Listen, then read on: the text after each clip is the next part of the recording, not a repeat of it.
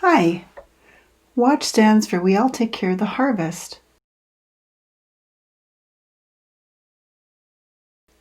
It's a seafood and climate change project designed to promote seafood safety, security, and sovereignty for coastal First Nations.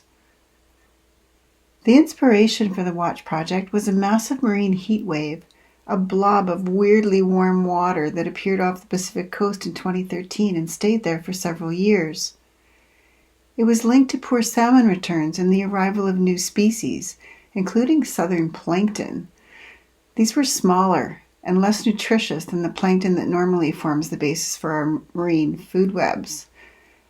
The blob also led to a phytoplankton bloom that stretched from California north to Alaska and lasted for months. The plankton produced a neurotoxin called domoic acid, which accumulated in filter-feeding shellfish and plankton-eating fish such as anchovies and sardines. It made its way through the food web into other seafood, marine mammals, and birds. It caused amnesic shellfish poisoning, which led to seizures, stillbirths, strandings, and mass mortalities among sea lions and other species. Harvesting of bivalves like clams and mussels, as well as crabs, anchovies, and sardines were either restricted or closed to protect human health. But there were also concerns for people consuming low levels of domoic acid toxin over a long time, especially those with chronic illnesses, children, elders, and people who routinely eat a lot of seafood. So FNHA co-hosted a workshop in 2016. 75 people came together for 2 days to talk about biotoxins like domoic acid and other seafood-related issues. Many attendees were concerned about shellfish harvesting closures. At a glance, the status map suggests that nearly everything is closed. Biotoxins, sanitary, and chemical closures everywhere. Although there are indeed good reasons for some closures, many areas have been closed for a very long time. They may be fine for harvesting, but haven't been surveyed for reopening. And since the workshop, First Nations members from at least 2 communities became ill from eating raw herring eggs carrying the bacteria Vibrio cholera, new to BC. In a changing climate, we can expect more biotoxins, more bacteria in our seafood. There are other climate impacts we're seeing or anticipating, such as the effects of lower pH or acidification on the formation of shells.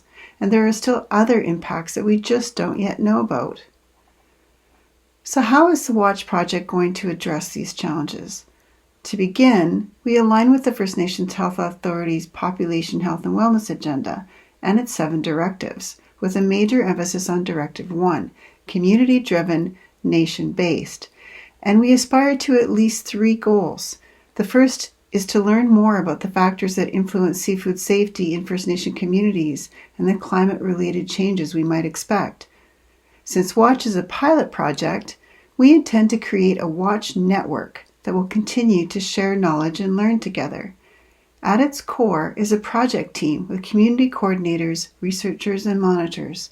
They're guided by 2 advisory teams, one with First Nation seafood experts, guardians, monitors from U.S. tribal programs, and so forth. The other with external experts, regulators, and others. There are 2 communities of practice, one focused on the technical aspects of monitoring, and the other a broader group of people who just want to stay informed and participate from time to time. For Goal 2, pilot communities co-design and conduct a mini research project to develop maps and other tools, plans, and communication products that help communities and community members know whether their seafood is safe to eat. Goal 3 is to create monitoring programs that include early detection systems for biotoxins. There are 3 ways to participate in the WATCH project. Your community may be a WATCH pilot community. You may be a member of the First Nations advisory team or the external advisory team, or you may be a member of the WATCH community of practice. I invite you to participate in this exciting new project. Let's all take care of the harvest.